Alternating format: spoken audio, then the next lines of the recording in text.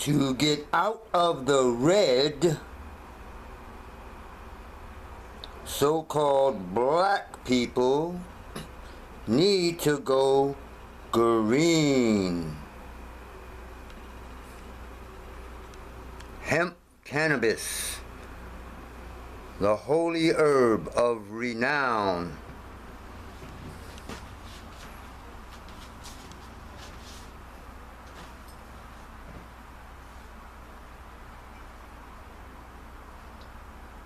Magu Lian Shou. Magu brings immortality is our greeting in the Taoist portion of our lessons. And welcome to the Shaman Cave. Shiro Hero headquarters and headquarters for the original Kanna Bliss Association, or OK Bar.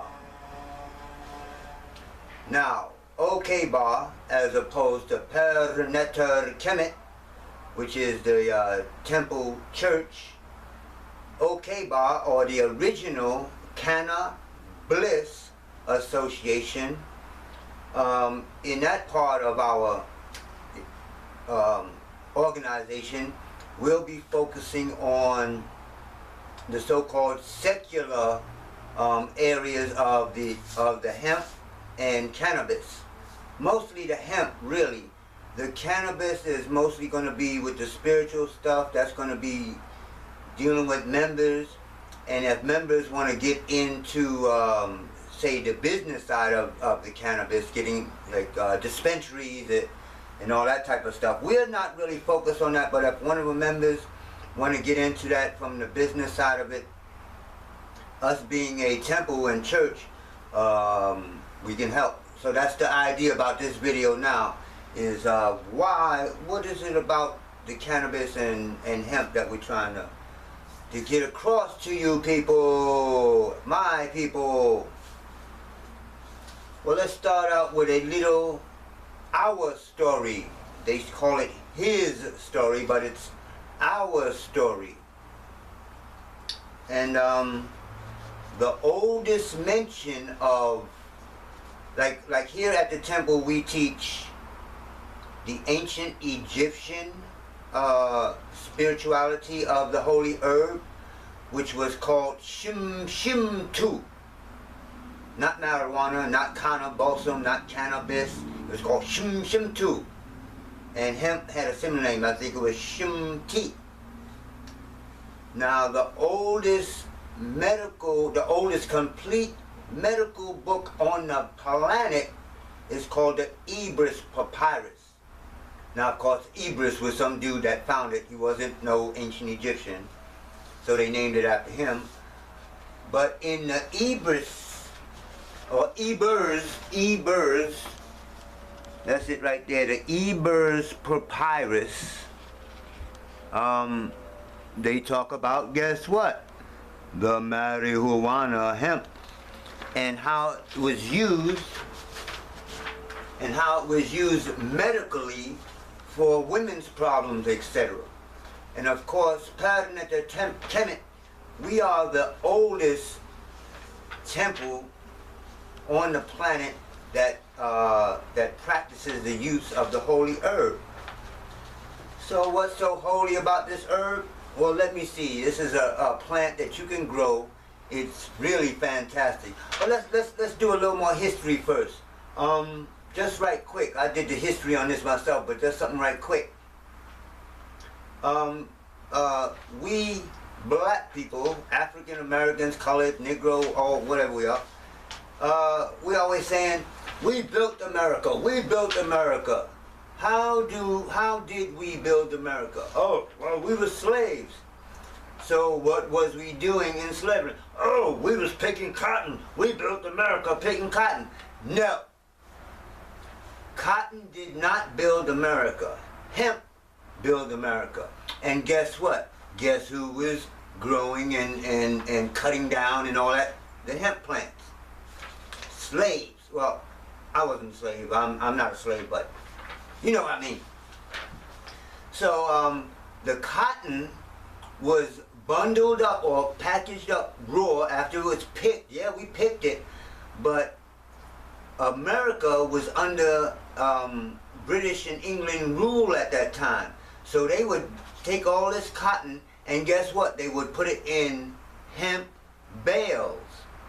Bales of cotton was packed up in hemp bags and shipped to England, over there, wherever, Britain. And then they made the nice little shirts and all that junk that they used to wear. They didn't come over here in no cowboy clothes, whole nother story. But, you know, they made whatever and then sold it back to these Americans that was here. But they, over here, made everything out of hemp, which we slaves grew. And we learned how to use it as medicine because I don't think the slave owner sent a doctor in there to cure his nigger. You know, that nigga dropped dead, he just go buy another nigger.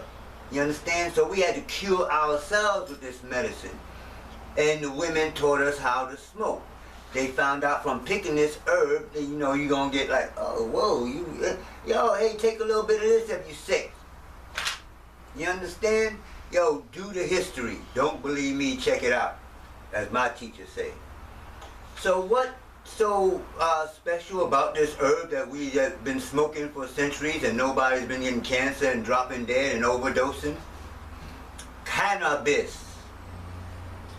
Stops cancer. Now these are studies already done. You don't have to believe me, check it out.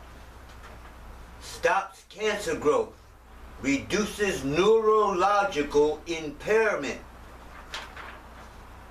relaxes muscles, antispasmodic, prevents migraines, treats glaucoma, treats ADD and ADHD, all these words that they use now, reduces IBS, I don't even know what that is. Oh, Crohn's disease, cures epilepsy. I've seen a documentary with the little Caucasian girls and boys where they had really bad epilepsy where they couldn't even function, and after a few infusions of the cannabis medicine, you understand, not smoking it, the medicine, bam, they good. You know, nobody can tell me nothing about this herb. Prevents Alzheimer's, treats PMS, antipsychotic,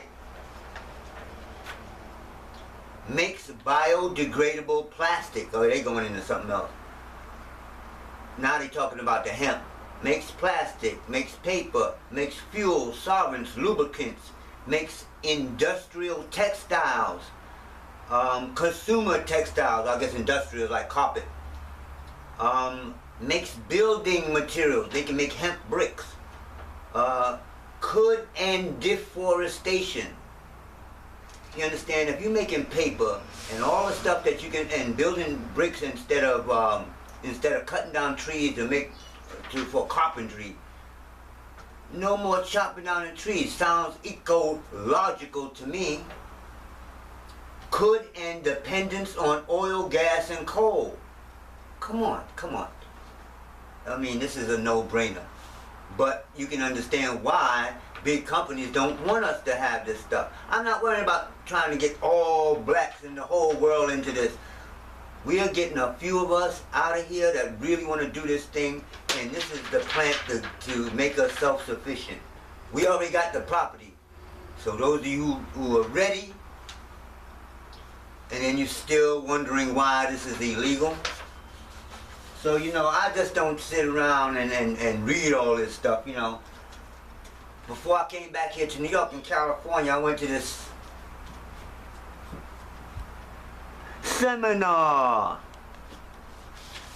where they were selling a program to teach you how to get land and how to set up a whole grow business, how to grow marijuana. You understand? That's one side of the business, and the other side is the dispensary. You can do both or one or whatever. But this seminar was about how to get into the business of growing. So, you know, they're doing seminars now in California, but not just in California. I went to this one, you know, it was small, and I was probably the, I think I was one of 3 brown people there. So it's not just that little seminar. That was like a little small seminar. You got events, you know, people doing events like, what was this? The Cannabis Business, the Cannabis Business Seminar and Expo. You understand? It's like 1 billion people was there. Business Seminar and Expo. These people are not playing. This is not small time money. And my people are still waiting around. Well, I'll wait till they get legal and I'll sit around and smoke. Southwest Cannabis Conference. Educate, engage, empower. Register for the most influential MMJ Expo events. Miami, Fort Lauderdale, Phoenix, and Mexico City. You understand? I'm not making this stuff up. Now, right here in New York, just before I got back, I wish I would have caught it. Jesse Ventura, you know that guy that was like a ex-killer in the army, and then he became governor, and he was a wrestler, and he's had a stellar career, and he's exposing all the 9/11 stuff and all that stuff. Well, he just did a big expo at the Jacob Javits Center. You understand? I used to work at the Jacob Javits Center. It's a really big place way down Manhattan, and it costs a lot of money to rent that space. This is not a joke. I'm trying to tell my people, I have a church, and through the church, we, so-called African Americans, because we have all these police records and stuff, this is a way to get into this stuff. Spiritually. Other people we have. Montel Williams. Remember him from TV? He has his own company. Making Mari-HuAna products for, because he had some type of neurological problem, I think. So he got into this and it helped him. So now he's promoting Mari-HuAna products. You understand? These people got names, they stars. I'm nobody. I can do this stuff and who gonna care?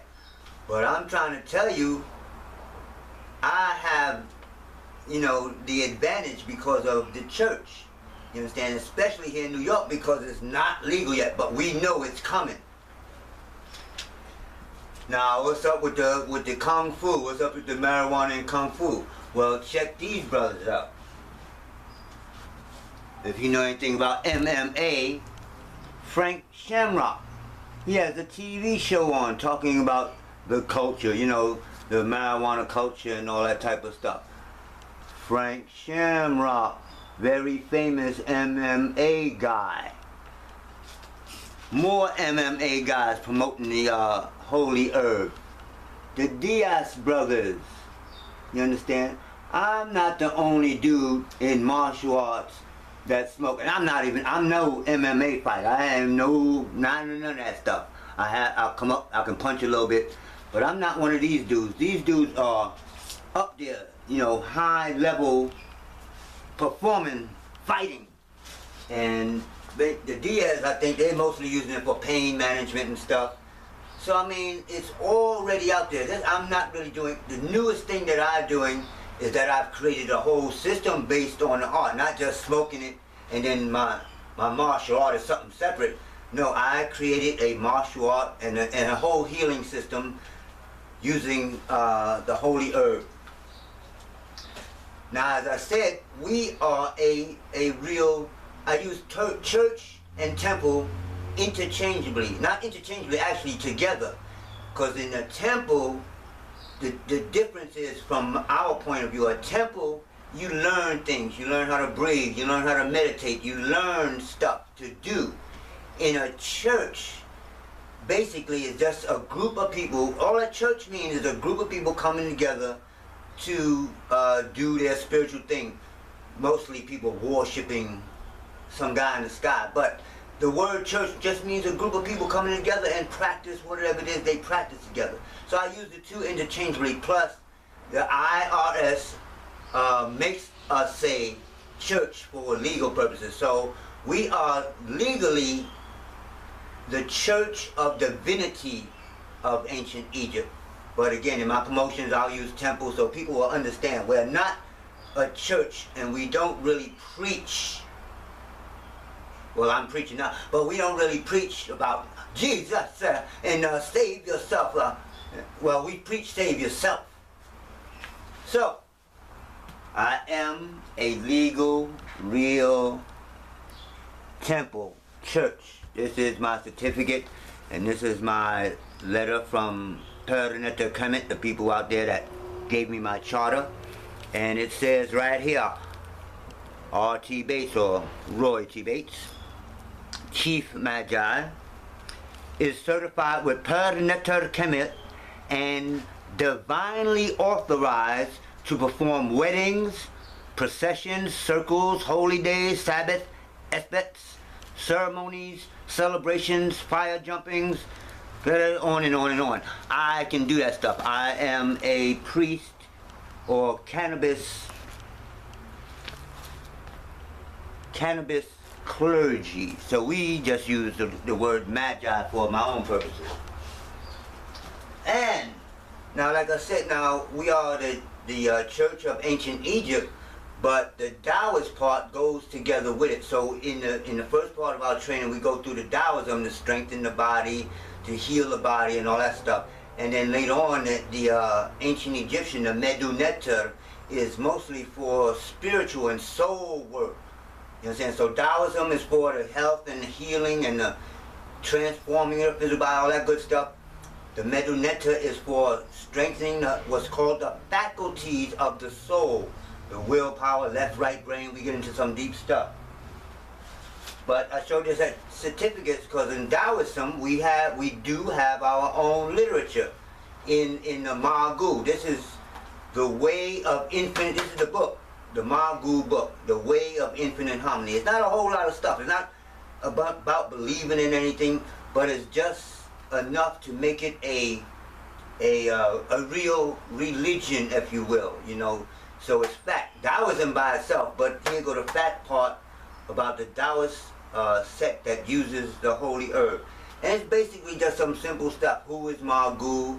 Some simple stories about, you know, tales about who she is, how to do puja, which is the type of prayer, how to go where they have a piece of land over there with the Ma-Gu temple, how to make, you know, when you go to the pyramid, you know, when you go see the area, the holy place. I can't think of the name right now, the word.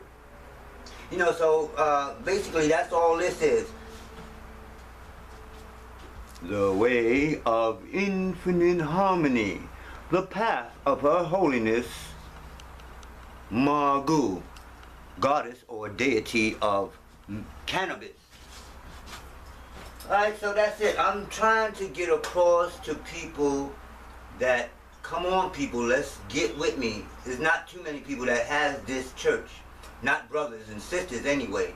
And this is a way for us to get into the hemp. Because now, see, that's a whole nother thing. Not everybody can grow hemp. There's a lot of people getting into the herb because of the money. I'm trying to convince people to show you that the money's there and we have a way to do it.